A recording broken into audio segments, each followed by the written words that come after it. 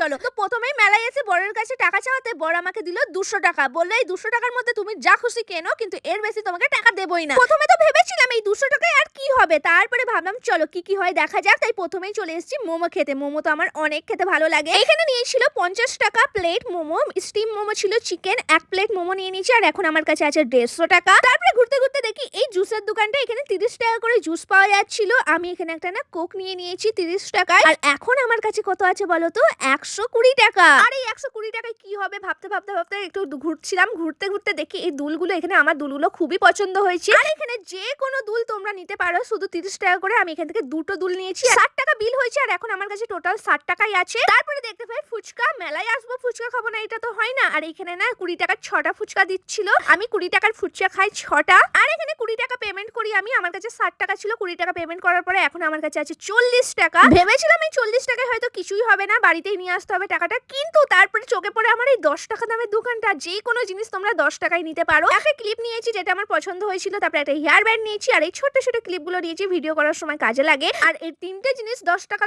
করে আমার 30 টাকা হয়েছে। আমার কাছে 40 টাকা ছিল, 30 টাকার জিনিস নিয়েছি, আর 10 টাকা আমার কাছে পড়েছিল। আর বাড়ি আসার সময় আমার চোখে পড়ে এই দেখো ভাপা পিঠে, আমরা এটাকে না ধুকি বলি, তোমরা কি বলো কমেন্ট করে বলবে। আমার তো এইটা খেতে অনেক ভালো লাগে। আমার কাছে 10 টাকা ছিল, সেটা দিয়ে আমি একটা কিনে নিয়েছি। তারপর ওটা খেয়ে দিয়ে তারপর আমি বাড়ি এসেছি। আর এই পিঠেগুলো না ভেতরে মানে মেলার ভেতরে 20 টাকা করে পাওয়া যাচ্ছিল, কিন্তু বাইরে 10 টাকায় আমি পেয়ে গেছি। তো আমার এখন 200 টাকা পুরোই শেষ হয়ে গেছে। আর 200 টাকার মধ্যে আমি এত কিছু করে ফেলে